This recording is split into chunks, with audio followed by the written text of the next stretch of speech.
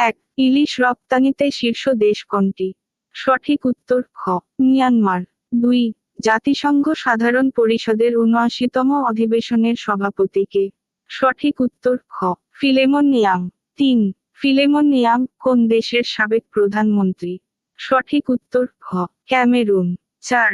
পর্যটন স্থান সাজেক ভ্যালি কোন জেলায় অবস্থিত? সঠিক উত্তর খ, রাঙামাটি। 5। দ্য গ্রেট গ্যাটসবি কার রচিত উপন্যাস? সঠিক উত্তর ক, স্কট ফিটজেরাল্ড। 6। দেশের কোন জেলাকে পাহাড়ি কন্যা বলা হয়? সঠিক উত্তর গ, বান্দরবন। 7। জাতিসংঘের গভর্নমেন্ট ডেভেলপমেন্ট ইন্ডেক্স অনুযায়ী প্রযুক্তি খাতের সক্ষমতার দিক থেকে বাংলাদেশের অবস্থান কততম? সঠিক উত্তর ক, 100তম।